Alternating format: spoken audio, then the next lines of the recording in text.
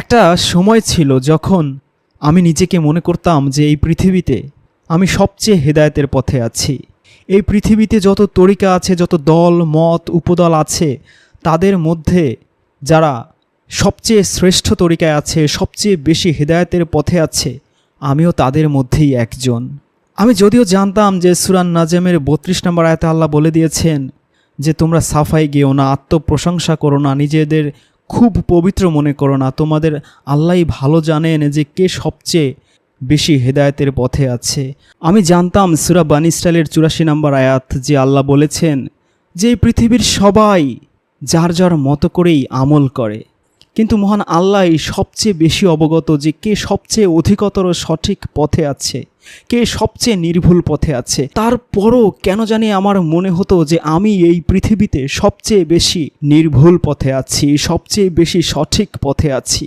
কিন্তু ভাগ্যের কি নির্মম পরিহাস, সেই খ্রিস্টান আলেমের খপ্পরে পড়ে আমি কখন যে ধীরে ধীরে মুসলিম থেকে খ্রিস্টান হয়ে গিয়েছি আমি একটু টেরও পাইনি। কারণ সেই খ্রিস্টান আলেম খুব বড় মুসলিম আলেম ওলামার ভেক ধরেছিলেন। আমি ঘুণাক্ষরেও টের পাইনি যে তিনি মুসলিমের সুরত ধরে, মুসলিমের সাজে আমার কাছে এসে এত মিষ্টি মিষ্টি কথা বলে আমার মধ্যে এরকম বিষ বাষ্প ঢুকিয়ে দেবে। যখন ভাবি খুব কষ্ট হয়, খুব দুঃখ হয়, কিন্তু কিছু করার নাই।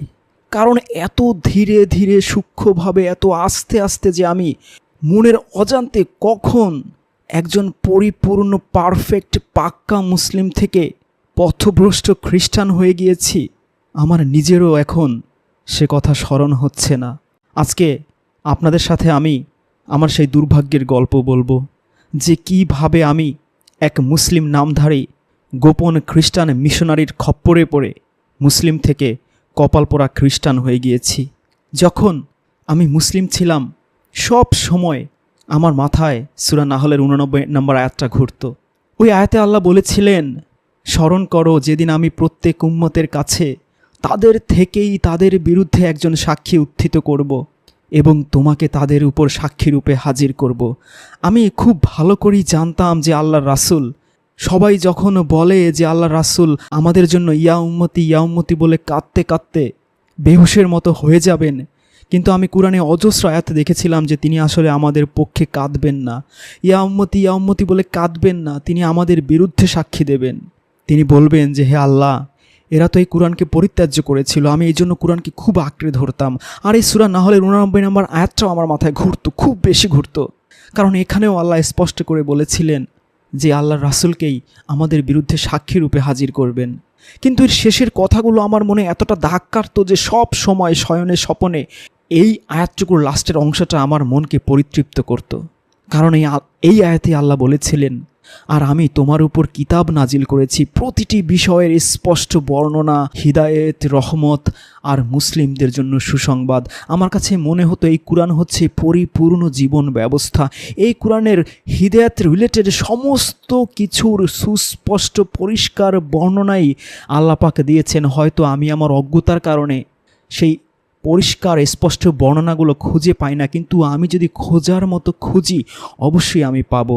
আর আমার কাছে সব সময় মনে হতো যে এই কুরআনটা হচ্ছে পরিপূর্ণ হিদায়েত একটা মানুষের জন্য, একটা মুসলিমের জন্য, এর বেশি আর কিছুই লাগে না। আমার কাছে মনে হতো এই কুরআনে হচ্ছে পরিপূর্ণ রহমত, এই কুরআনটাই হচ্ছে রহমাতাল লিল আলামিন আর এই মুসলিমদের জন্য সুসংবাদ। কিন্তু কিভাবে যেন একটা সময় আমার কাছে এই কুরআনকে আর পরিপূর্ণ মনে হতো না। আমার কাছে মনে হতো কুরআন অপূর্ণ, কুরআনে অনেক কিছুই নেই যা আমাদের প্রচলিত রিচুয়ালে লাগে, অনেক কিছু নেই, অনেক কিছু। এই সুযোগটাই সেই খ্রিস্টান আলেম খুব ভালো করে নিয়েছিল। আমি যখন মুসলিম ছিলাম 6 নম্বর সূরার 54 নম্বর আয়াত অনুযায়ী, 7 নম্বর সূরার 46 নম্বর আয়াত, 13 নম্বর সূরার 24 নম্বর আয়াত, 16 নম্বর সূরার 32 নম্বর আয়াত, 28 নম্বর সূরার 55 নম্বর আয়াত, 39 নম্বর সূরার 73 নম্বর আয়াত, 43 নম্বর সূরার 89 নম্বর আয়াত অনুযায়ী সব সময় সালামুন আলাইকুম বলতাম। কিন্তু ওই খ্রিস্টান হুজুর, ওই খ্রিস্টান আলেম আমাকে আসসালামু আলাইকুম বলা শেখালো। অনেক পরে আমি আবিষ্কার করলাম যে এই আসসালামু আলাইকুম তাদের ইনজিল শরীফের প্রথম সিফারার মথির 49 নম্বর আয়াতে আছে। কিন্তু যখন আমি এটা বুঝতে পারলাম যে এই আসসালামু আলাইকুম মথির 49 নম্বর আয়াতে আছে ইনজিল শরীফের, তখন আমার আর পেছনে ফিরে যাওয়ার সুযোগ ছিল না, কারণ তখন আমি একেবারে পরিপূর্ণ খ্রিস্টান রীতিনীতি আত্মস্থ করে ফেলেছিলাম। আমি যখন কোরআনকে পরিপূর্ণ জীবন বিধান ভাবতাম, যখন আমি মুসলিম ছিলাম পরিপূর্ণ, তখন আমি 2 নম্বর সূরার 183, 187, 196, 4 নম্বর সূরার 92, 5 নম্বর সূরার 89, 95, 58 নম্বর সূরার 4 নম্বর আয়াত অনুযায়ী মনে করতাম যে রমাদান হচ্ছে সিয়াম সাধনার মাস, সিয়ামকে পরিপূর্ণ করার মাস এবং রাত পর্যন্ত সিয়ামকে পূর্ণ করতে হয়। কিন্তু সেই খ্রিস্টান হুজুর আমাকে শেখালো সিয়াম বলা যাবে না, বলতে হবে রোজা, আর বলতে হবে রোজার মাস। আর এই রোজা রাত পর্যন্ত পূর্ণ করতে হবে না, এটা রাত হওয়ার আগে সন্ধ্যায় শাফাকের সময় আমাকে ভাঙতে হবে, ইফতার করতে হবে। আমি তারপর কখনো আর রোজা পূর্ণ করতে পারিনি রাত পর্যন্ত, লাইল পর্যন্ত। আমি সব সময় রোজাটাকে ভেঙে ফেলতাম শাফাকের সময়, সন্ধ্যার সময়, আল্লাহর এই কোরআনের আয়াতগুলো ভায়োলেট করে। অনেক পরে আমি আবিষ্কার করলাম যে তিনি যে আমাকে রোজা ভাঙা শিখিয়েছেন পূর্ণ না করে, কোরআনের এতগুলো আয়াত ভায়োলেট করে, সেই ভাঙার পদ্ধতিটা আর এই সিয়ামটাকে রোজা বলার, রোজার মাস বলার পদ্ধতিগুলা তিনি আমাকে ইনজিল শরীফের মথির প্রথম খণ্ডের 6 রুকুর 16 থেকে 18 নম্বর আয়াত, 17 রুকুর 14 থেকে 15 নম্বর আয়াত, মার্কের 2য় খণ্ডের 2 রুকুর 18 থেকে 20 নম্বর আয়াত, লোকের 5ম রুকুর 33 থেকে 35 নম্বর আয়াত অনুযায়ী আমার মধ্যে এই বিষগুলো ঢুকিয়ে দিয়েছিলেন। আমি আর তখন সিয়াম সাধনা করিনি, তখন আমি রোজা রাখতাম, রোজা ভেঙে ফেলতাম, পূর্ণ করিনি। এইভাবে এই সিয়ামটাকে যে আল্লাহ দিয়েছিলেন সাধনা করার জন্য আর মুত্তাকি হওয়ার জন্য, মুত্তাকি হওয়াটাই ছিল এই সিয়ামের আলটিমেট টার্গেট।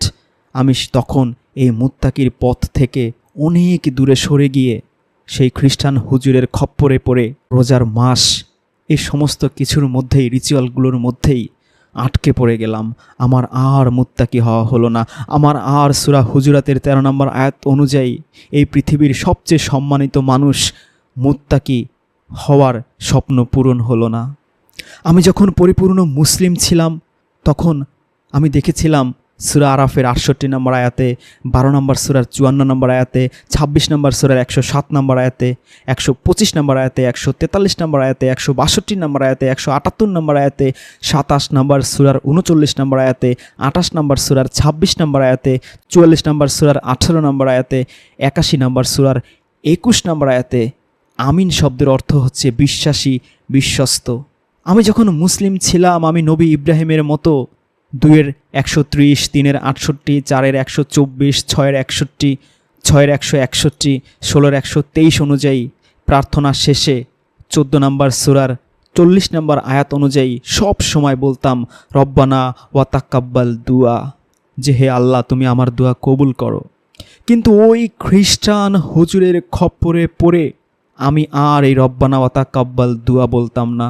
আমি ভুলেই গিয়েছিলাম যে কোরআনে এতগুলো আয়াতে 7-এর 68, 12-এর 54, 26-এর 107, 125, 143, 162, 178, 27, 39, 28, 26, 44, 18, 81, 21 যে এতগুলো আয়াতে আল্লাহ আমিন বলতে বিশ্বস্ত বুঝিয়েছেন, কবুল বোঝাননি। কবুল বুঝিয়েছিলেন শুধুমাত্র 14 নম্বর সূরার 40 নম্বর আয়াতে। আমি কেন যেন, কিভাবে যেন, কখন যেন সব ভুলে চুকে গিয়েছিলাম। আর সেই খ্রিস্টান হুজুরের খপ্পরে পড়ে আমি নামাজ শেষে, সালাত শেষে, যে কোনো প্রার্থনায়, যে কোনো দোয়ায় আর রব্বানা ওয়া তাকাব্বাল দুয়া বলতাম না, বলতাম আমিন আমিন। আমি কিভাবে যেন আমার মাথায় ঢুকিয়ে দিয়েছিল আমিন মানে হচ্ছে কবুল করা। সেই 14 নম্বর সূরার 40 নম্বর আয়াতটা আমার ব্রেন থেকে অটোমেটিক কখন যে ডিলিট হয়ে গেছে আমি টেরও পাইনি। অনেক পরে আমি আবিষ্কার করেছি তিনি এই আমিনটা আমার মধ্যে ঢুকিয়েছিলেন। এই আমিনটা তাদের এই ইনজিল শরীফের 6 খণ্ডের রোমিওর 15-30 থেকে 33 আয়াতে আছে। তাদের ইঞ্জিল শরীফের 425, 436, 464, 519, 642, 651, 672, 677, 718 পৃষ্ঠায় প্রত্যেকে দোয়া প্রার্থনা মোনাজাতের শেষে আমিন বলার নির্দেশ আছে। তাদের যে ওল্ড টেস্টামেন্ট তৌরাত শরীফের শুমারির 7 নম্বর অধ্যায়ের আয়াত নম্বর 24 থেকে 27, দ্বিতীয় বিবরণের 27, আয়াত 15-তে, পৃষ্ঠা 537-এ, তৌরাত শরীফের 537 থেকে 539 পৃষ্ঠায়, দ্বিতীয় বিবরণের 27-এর 15, 16, 17, 18, 19, 20, 21, 22, 23, 24, 25, 26 আয়াতে প্রত্যেকে প্রার্থনার শেষে আমিন বলার সিস্টেম। তাদের এই ওল্ড টেস্টামেন্ট নিউ টেস্টামেন্টের এই আমিন বলার সিস্টেমটা সেই খ্রিস্টান হুজুর আমার মধ্যে ধীরে ধীরে আস্তে আস্তে কখন যে ঢুকিয়ে দিয়েছে এক ফোঁটা টেরও আমি কখনো পাইনি। কি ভাগ্যের নির্মম পরিহাস! মুসলিম থেকে আমি তাদের সেই খ্রিস্টান রীতির আমিন বলা শিখে গেলাম। রব্বানা ওয়া তাকাব্বাল দুয়া, এত চমৎকার জিনিস আমার ব্রেন থেকে তারা ডিলিট করে দিল। আমরা মৃত্যুতে সংযুক্ত আছি, অতএব হে ঈশ্বর, তোমা ব্যতীত আর কাহারও নিকটে আমরা সাহায্য অন্বেষণ করিতে পারি না। আমরা জগতে কিছুই সঙ্গে আনি নাই, কিছুই সঙ্গে করিয়া লইয়া যাইতে পারি না। সদাপ্রভু দিয়াছিলেন, সদাপ্রভু লইয়াছেন, সদাপ্রভুর নাম ধন্য হোক। আমরা সবাই বলি আমেন, আমেন। কার্য আমাদের জীবনে সিদ্ধ হোক। হে সান্ত্বনা রাখো যারা এই সময়ে শোক করছে, তাদের তোমার সান্ত্বনা প্রচুর রূপে দান করো। তাদের ক্ষতি তুমি নিত্য স্থায়ী লাভে পরিণত করো। এই আমি যখন মুসলিম ছিলাম, আমি পবিত্র কুরআনের সূরা তওবার 102 থেকে 104 নম্বর আয়াত অনুযায়ী যারা দান করতো, সাদকা করতো, তাদের জন্য আমি দোয়া করতাম, প্রার্থনা করতাম। কিন্তু সেই খ্রিস্টান হুজুর আমাকে শেখালো যে সকলের জন্য দোয়া করতে হবে, মুনাজাত করতে হবে। অনেক পরে আমি আবিষ্কার করলাম তাদের ইঞ্জিল শরীফের 1500 খণ্ডের 1 নম্বর অধ্যায়ের তিমথিওর 2-1, 2-8, পৃষ্ঠা 563 থেকে 64, তাদের তৌরাত শরীফের হিজরতের 22 আয়াত নম্বর 28, পৃষ্ঠা 217 অনুসারে তারা সকলের জন্য দোয়া এবং মুনাজাত করত। কিভাবে আমার মধ্যেও তারা এই বিষ বাষ্প ঢুকিয়ে দিয়েছিল। আমি যখন মুসলিম ছিলাম, আমি জানতাম যে সূরা বাকারার 174 নম্বর আয়াতে, সূরা তওবার 53 থেকে 54, সূরা নাহলের 116 নম্বর আয়াত অনুযায়ী ফাসিকদের দান গ্রহণ করা যাবে না। কিন্তু সেই খ্রিস্টান হুজুর আমার ব্রেনে কিভাবে যেন ঢুকিয়ে দিল যে খোদার কালাম আর মুনাজাতের মধ্য দিয়ে যারা মুসল্লি নয়, যারা সুদখোর, ঘুষখোর, নর্তকী, মদখোর, মত্তরীর কারখানার মধ্যে ব্যবসায়ীর, ছিনতাইকারীর, হত্যাকারীর, লুণ্ঠনকারীর, চোরের, ডাকাতের, চাঁদাবাজের, ভেজালকারীর, ভিখারির, যৌনকর্মীর অর্থ হালাল, যদি হালাল নাও হয় তা গ্রহণ করার কোনো সমস্যা নেই। অনেক পরে আমি আবিষ্কার করলাম যে তারা এই যে মাসলাগুলো আমার মধ্যে ঢুকিয়েছে এগুলো কোরআন বিরোধী এবং তাদের ইঞ্জিল শরীফের 2 খণ্ডের মার্কের 7-এর 18 থেকে 19 আয়াত, 1500 খণ্ডের 1-এর তিমথিওর 4 নম্বর অধ্যায়ের 3 থেকে 5 আয়াত অনুসারে সকলের জন্য দোয়া করা, মুনাজাত করার সিস্টেম এবং সকলের দান সাদকা গ্রহণ করার সিস্টেমগুলো, পদ্ধতিগুলো, তরিকাগুলো আমার মধ্যে মনের অজান্তেই ঢুকিয়ে দিয়েছে। আমি যখন মুসলিম ছিলাম, আমি জানতাম যে সূরা আরাফের 169 নম্বর আয়াত, সূরা আল ইমরানের 187 থেকে 188, সূরা বাকারার 174 থেকে 176 অনুযায়ী কোরআন প্রচারের বিনিময়ে কোনো কিছু গ্রহণ করলে কঠিন শাস্তি পেতে হবে মহান আল্লাহর কাছে। আর কোনো রাসূলি, কোনো সাহাবী আল্লাহর আয়াতের প্রচারের বিনিময়ে কারো কাছ থেকে কোনো কিছু গ্রহণ করতেন না। আমি এর প্রমাণও পেয়েছিলাম 6 নম্বর সূরার 90 নম্বর আয়াতে, 10 নম্বর সূরার 72 নম্বর আয়াতে, 11 নম্বর সূরার 29 নম্বর আয়াতে, 51 নম্বর সূরার 12 নম্বর আয়াতে, 12 নম্বর সূরার 104 নম্বর আয়াতে, 25 নম্বর সূরার 57 নম্বর আয়াতে, 36 নম্বর সূরার 20 থেকে 21 নম্বর আয়াতে, 26 নম্বর সূরার 109 নম্বর আয়াতে, 127 নম্বর আয়াতে, 145 নম্বর আয়াতে, 164 নম্বর আয়াতে, 180 নম্বর আয়াতে, 34 নম্বর সূরার 47 নম্বর আয়াতে, 38 নম্বর সূরার 86 নম্বর আয়াতে। আমি যখন মুসলিম ছিলাম, আমি কোরআনের নম্বর সূরার 7 নম্বর আয়াত, 103 নম্বর আয়াত, 62 নম্বর সূরার 10 নম্বর আয়াত, 67 নম্বর সূরার 15 নম্বর আয়াত, 73 নম্বর সূরার 7 নম্বর আয়াত, 78 নম্বর সূরার 11 নম্বর আয়াত অনুযায়ী জানতাম যে কুরআন প্রচার ব্যতীত অন্য কিছুর মাধ্যমে জীবিকা নির্বাহ করতে হবে। কুরআন প্রচারের বিনিময়ে কোনো জীবিকা, কোনো টাকা পয়সা কিছুই গ্রহণ করা যাবে না।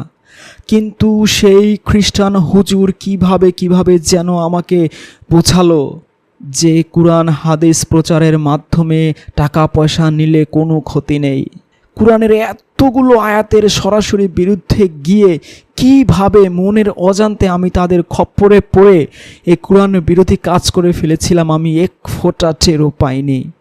অনেক পরে আমি আবিষ্কার করলাম যে তারা এই পদ্ধতিগুলো, এই সিস্টেমগুলো আমার মধ্যে ঢুকিয়েছে তাদের ইনজিল শরীফের 7ম খণ্ডের 1 করন্থীয় 9:11-12 আয়াত অনুযায়ী, পৃষ্ঠা 453 অনুযায়ী, 6ষ্ঠ খণ্ড রোমিওর 15 নম্বরের 27 নম্বর আয়াত, পৃষ্ঠা 433, 7ম খণ্ডের 1 করন্থীয় 9:13-14 নম্বর আয়াত, পৃষ্ঠা 453-54। এগুলো অনুযায়ী ইবাদতখানার কাজকর্ম আর ইনজিল শরীফ প্রচারের বিনিময়ে টাকা পয়সা নেয় কোনো পাপ হয় না। ওইভাবে কুরআন হাদিস প্রচার করলেও কোনো পাপ হয় না, আমার মধ্যে তারা ঢুকিয়ে দিয়েছে। কিন্তু যখন আমি বুঝতে পারলাম যে তাদের এই পদ্ধতিগুলো তারা কুরআন থেকে নয়, কুরআনের বিরুদ্ধে গিয়ে ইনজিল থেকে ঢুকিয়েছে, তখন আমার অনেক দেরি হয়ে গেছে, অনেক। আমি এক ফোঁটা টেরও পাইনি। আমি যখন মুসলিম ছিলাম আমি দেখেছি কুরআনের 7:26, 7:31, 16:81 নম্বর আয়াত অনুযায়ী লজ্জাস্থান ঢাকবার ও বেশভূষার জন্য তাপ হতে রোকে নামাজে সালাতে সুন্দর পোশাক পরিধান করতে হবে। কিন্তু তারা আমাকে লম্বা লম্বা জুব্বা পরা শেখালো, টুপি পরা শেখালো, পাগড়ি পরা শেখালো, কুর্তা পরা শেখালো, আলখাল্লা পরা শেখালো, দাড়ির আগা এক মুষ্টির পরে ছাটা শেখালো। অনেক পরে আমি আবিষ্কার করলাম তাদের ইনজিল শরীফের 2য় খণ্ডের মার্কের 12 নম্বর অধ্যায়ের 38-40 আয়াত, পৃষ্ঠা 124, 3য় খণ্ড লুকের 20 নম্বর অধ্যায়ের 46-47 পৃষ্ঠা 213 অনুযায়ী তারা আমাকে লম্বা লম্বা জুব্বা পরা শিখিয়েছে।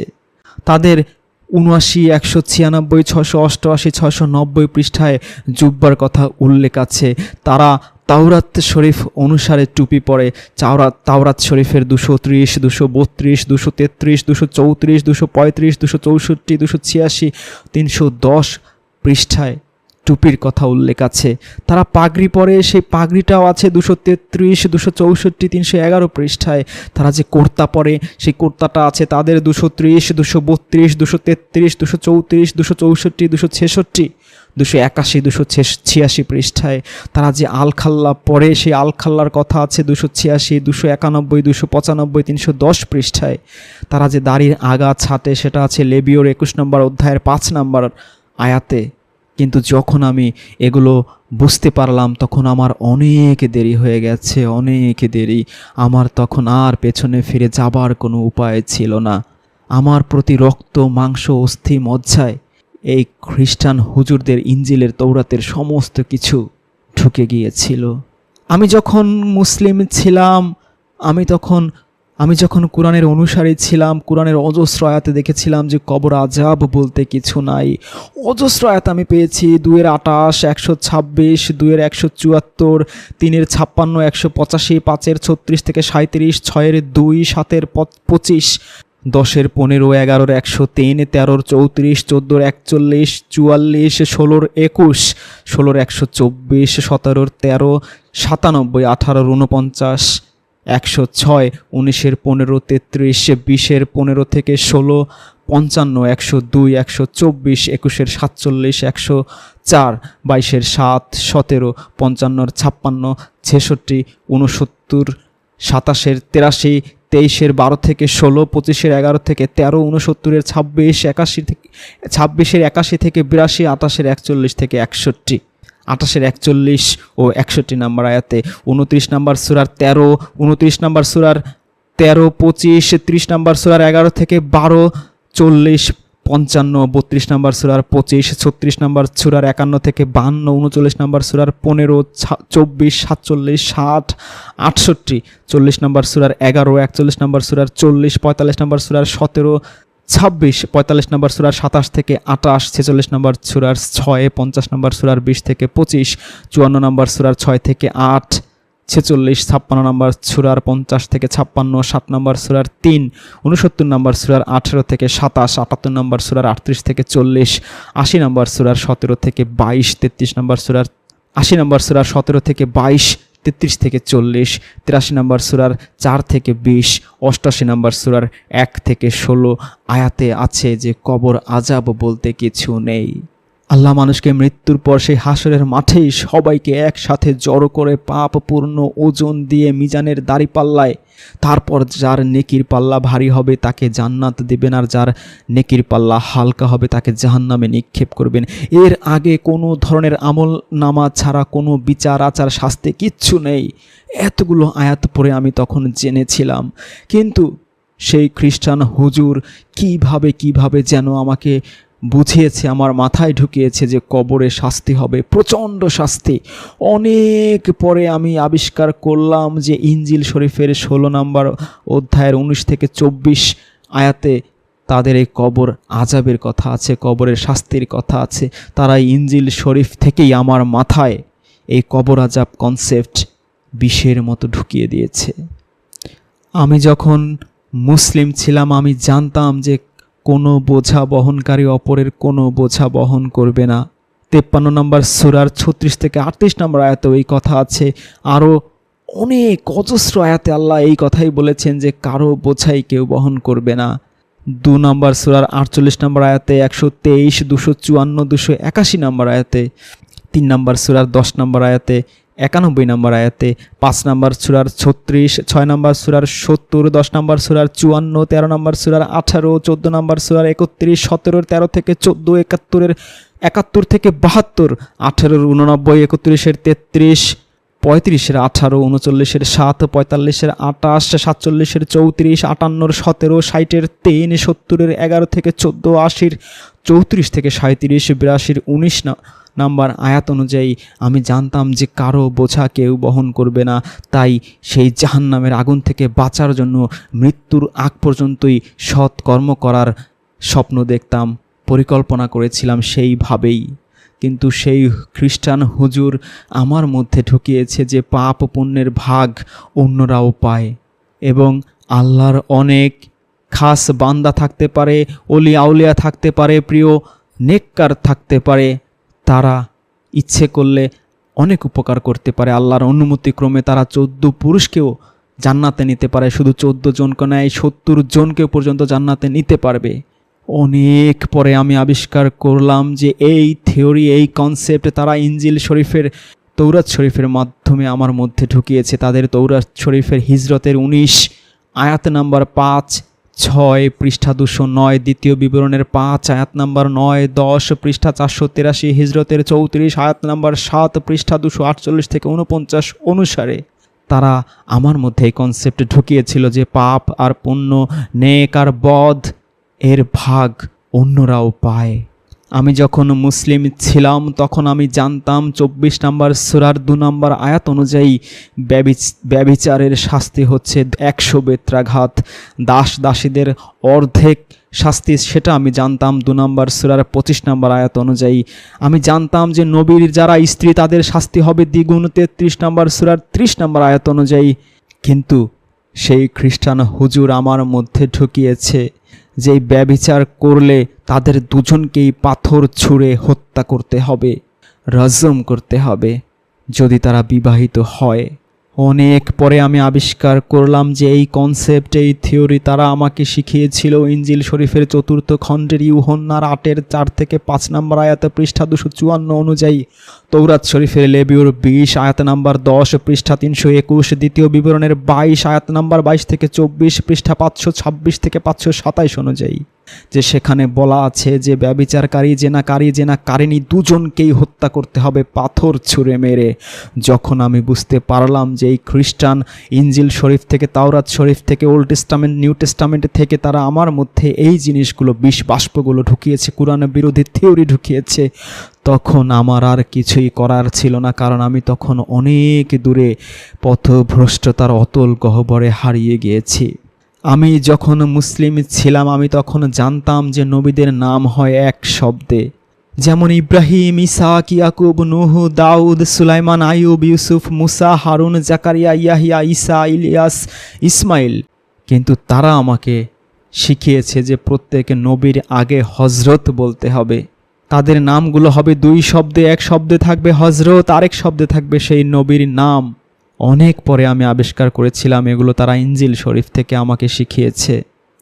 যে ইব্রাহিম নবীর আগে হজরত বলতে হবে, তাদের ইঞ্জিল শরীফের 498, 727, 729, 730, 735, 738 নম্বর পৃষ্ঠা অনুযায়ী তারা আমাকে সেই ইব্রাহিমের আগে হজরত বলা শিখিয়েছে। ইসাকের আগে হজরত বলা শিখিয়েছে তাদের ইঞ্জিল শরীফের 727, 729, 730 পৃষ্ঠা অনুসারে। ইয়াকুব নবীর আগে হজরত বলা শিখিয়েছে তাদের ইঞ্জিল শরীফের 52, 116, 590, 622, 668, 723, 729, 730 পৃষ্ঠা অনুসারে। ঈসা নবীর আগে হজরত বলা শিখিয়েছে 735 পৃষ্ঠা অনুসারে। আইয়ুব নবীর আগে হজরত বলা শিখিয়েছে 726 পৃষ্ঠা অনুসারে। ইসমাইল নবীর আগে হজরত বলা শিখিয়েছে 729 পৃষ্ঠা অনুসারে। জাকারিয়া নবীর আগে হজরত বলা শিখিয়েছে 138, 143 পৃষ্ঠা অনুসারে। ইয়াহিয়া নবীর আগে হজরত বলা শিখিয়েছে 10, 26, 84, 165, 164, 231, 237, 737 পৃষ্ঠা অনুসারে। তাছাড়া তাদের তাওরাত শরীফ মানে ওল্ড টেস্টামেন্ট অনুসারে তারা যে আমাকে এগুলো শিখিয়েছে সেগুলোও আমি আবিষ্কার করতে পারলাম। আমি দেখলাম তাদের তাওরাত শরীফে হজরত ইব্রাহিম আলাইহিসসালাম বলা আছে, তাদের তাওরাত শরীফের 10, 22, 35, 36, 37, 38, 40, 41, 43, 47, 57, 59, 60, 71, 40, 57, 573, 574, 580, 583, 584 পৃষ্ঠায়। হজরত ইসাক আলাইহিসসালাম বলা আছে 10, 46, 64, 65, 574 পৃষ্ঠায়।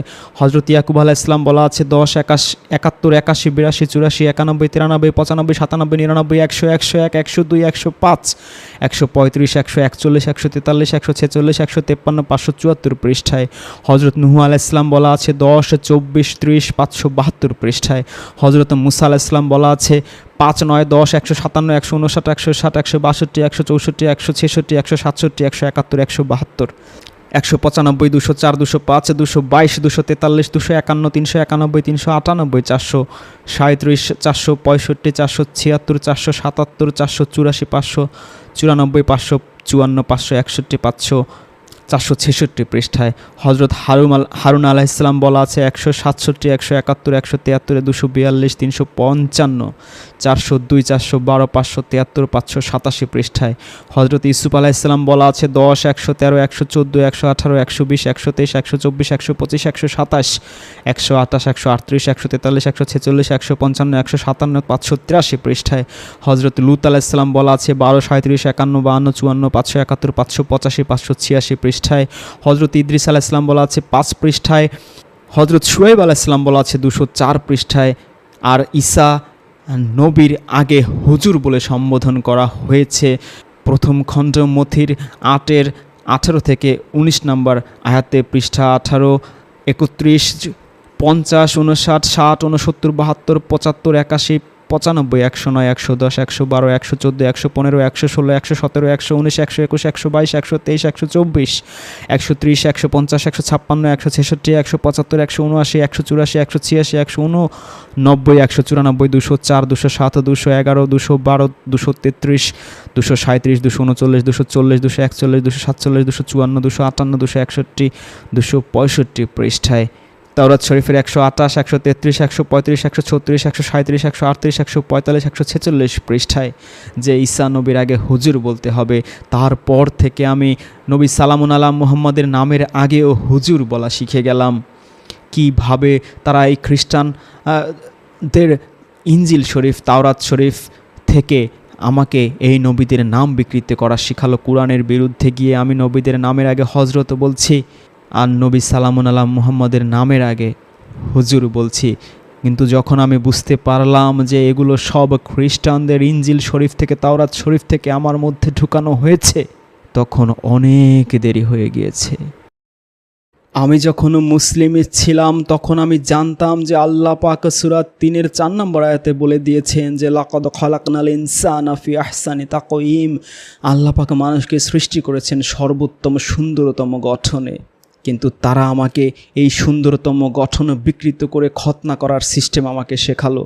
আমি অনেক পরে আবিষ্কার করলাম যে এই খতনা করার সিস্টেম তারা ইনজিল শরীফের ৫ম খণ্ডের পেরিতোর ১৫-র ৫ পৃষ্ঠা ৩৪৬, ৬ষ্ঠ খণ্ডের রোমিওর ২-এর ২৫ থেকে ২৯ পৃষ্ঠা ৪০১, ৭ম খণ্ডের ১ করিন্থীয় ৭-এর ১৯ পৃষ্ঠা ৪৫০, ৯ম খণ্ডের গালাতীয় ৫-এর ৩ পৃষ্ঠা ৫০৯, ১২শ খণ্ডের কলসীয় ২-এর ১১ পৃষ্ঠা ৫৪১, ১২শ খণ্ডের কলসীয় ৩-এর ১১ পৃষ্ঠা ৫৪৩, ইনজিল শরীফের ১৪৩, ১৪৬, ২৫১, ৩১৭, ৩৪৫, ৩৪৯, ৩৬৯, ৪০৪, ৪০৫, ৫০১, ৫০২, ৫০৯, ৫৩৩, ৫৮২ পৃষ্ঠা অনুযায়ী খতনা করানোর সিস্টেম তারা আমাদের মধ্যে ছড়িয়ে দিয়েছে, আমার মধ্যে ছড়িয়ে দিয়েছে, আমার মাথায় ঢুকিয়ে দিয়েছে যে আল্লাহ সুন্দরতম গঠনে সৃষ্টি করেনি, খতনা করতে হবে।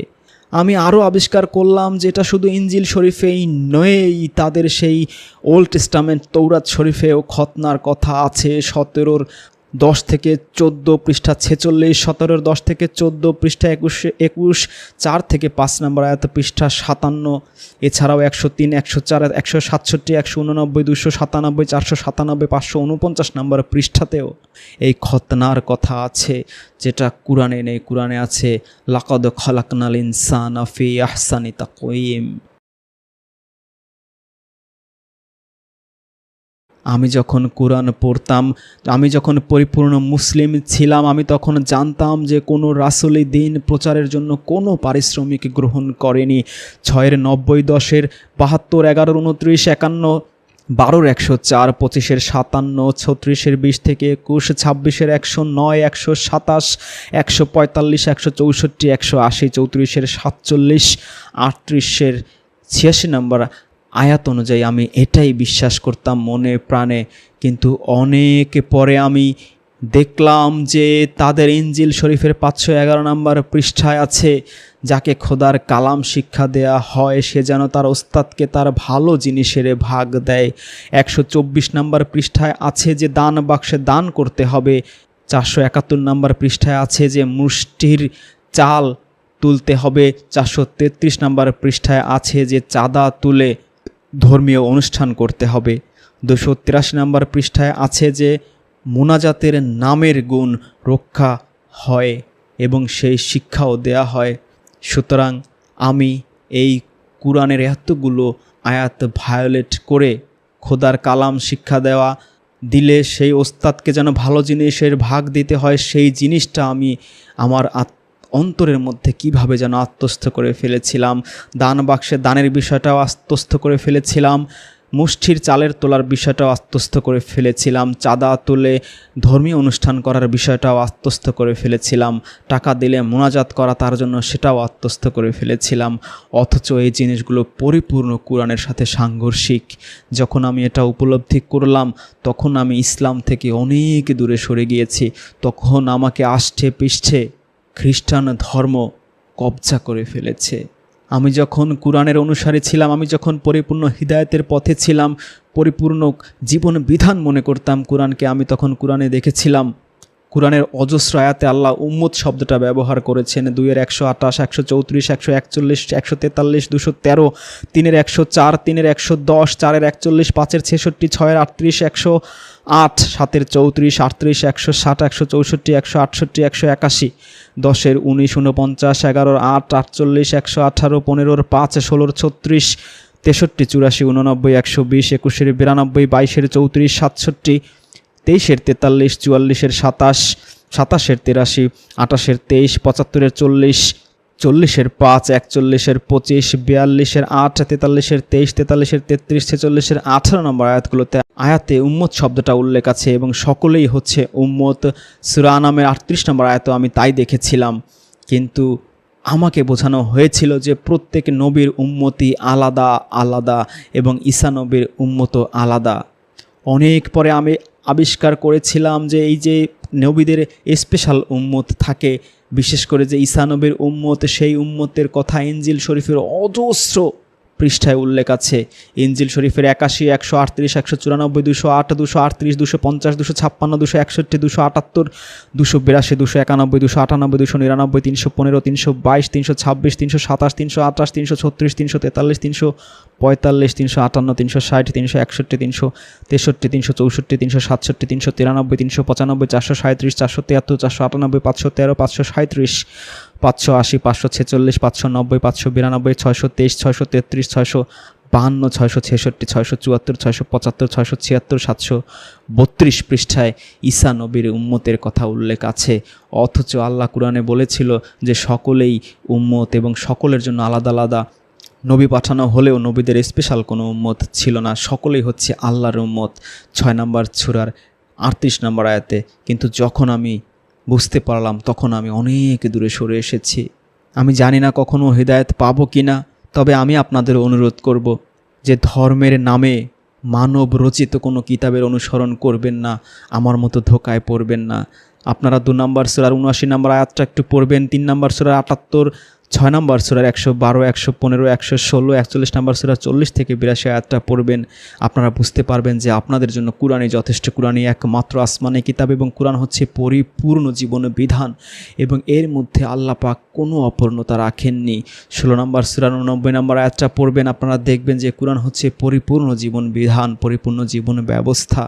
আরেকটা অনুরোধ আপনাদের করব যে আপনারা জান্নাতে যাওয়ার জন্য ঈমানটা শক্ত করবেন, শুধুমাত্র আল্লাহকেই একমাত্র বিধানদাতা, আইনদাতা, ইলাহ হিসেবে মানবেন। আর আপনাদের পাপ আর পুণ্য অবশ্যই সূরা আরাফের 8 এবং 9 নম্বর আয়াত অনুযায়ী ওজন দেওয়া হবে। যদি আপনারা মুত্তাকি হতে পারেন, টপ লেভেলের মুসলিম হতে পারেন, মানে মুমিন মুসলিমের চেয়ে অনেক অনেক হাই লেভেলের ধাপ হচ্ছে মুত্তাকি, সেই মুত্তাকি হওয়ার চেষ্টা করবেন। সেই মুত্তাকিরা হচ্ছে এই পৃথিবীর বুকে আল্লাহর সবচেয়ে সম্মানিত ব্যক্তি।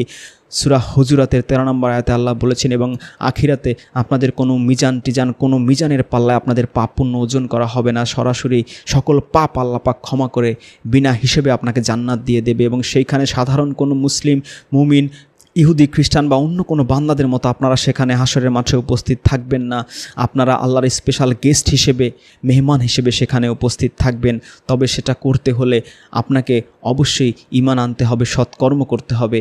আর এই কথাটাই আল্লাহ কুরআনের 2-এর 25, 2-এর 82, 7-এর 42, 10-এর 9, 11-এর 23, 14-এর 23, 18-এর 30 থেকে 31, 18-এর 107 থেকে 8, 22-এর 14, 22-এর 23, 22-এর 56, 29-এর 58, 30-এর 15, 31-এর 8, 32-এর 19, 40-এর 40, 42-এর 22, 47-এর 12, 64-এর 9, 65-এর 11, 85-এর 11, 97 নম্বর সূরা 7 থেকে 8 নম্বর আয়াতে বলেছেন আপনারা ঈমান আনবেন আর সৎ কর্ম করবেন, আর সৎ কর্মের মাধ্যমেই আপনারা জান্নাতে যেতে পারবেন। কোনো লাহুয়াল হাদিস, মানবরচিত কোনো হাদিস যদি বিশ্বাস করছেন, আমার মতো আপনারা ধ্বংস হয়ে যাবেন, আমার মতো আপনারা খ্রিস্টান হয়ে যাবেন। পৃথিবীর আমার সবচেয়ে যে জানের শত্রু, তাকেও যেন কোনো খ্রিস্টান হুজুর এইভাবে মুসলিম থেকে খ্রিস্টান বানাতে না পারে, আমি সব সময় সেই দোয়াই করি।